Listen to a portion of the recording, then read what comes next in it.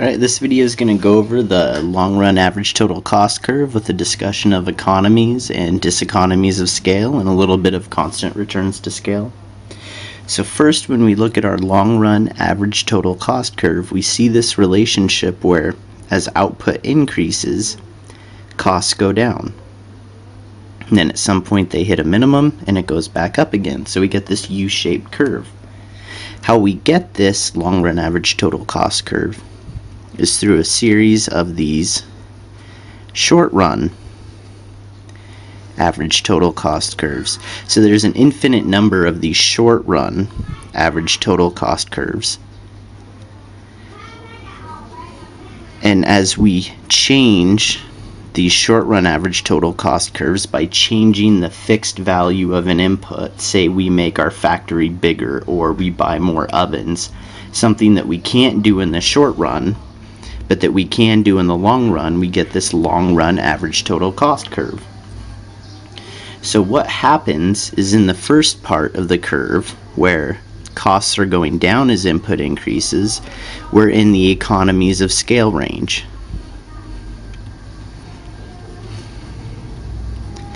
So this means that if we double all of our inputs, so we double the amount of labor, we double the amount of capital, that sort of thing, we will more than double our output. So economies of scale means that it makes sense to grow larger. We double all our inputs, more than double our outputs. At some point, when we increase output, costs remain the same. So this is constant returns to scale.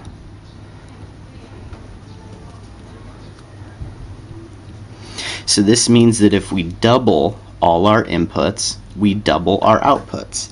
So there's no benefit really from increasing the size of our company or our firm because we get constant returns to scale. We don't see any benefit in the cost structure. But then once we start getting very big and start producing more and more output, we see costs rising. The average total cost is rising as we produce more things, and in this range we're in diseconomies of scale.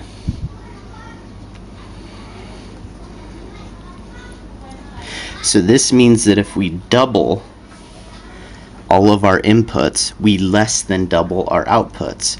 So if we hire twice as many people and get a factory twice as big, our output doesn't double.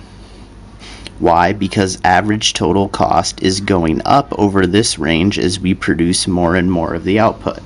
So this is how the economies of scale, constant returns to scale, and diseconomies of scale relate to our long run average total cost curve.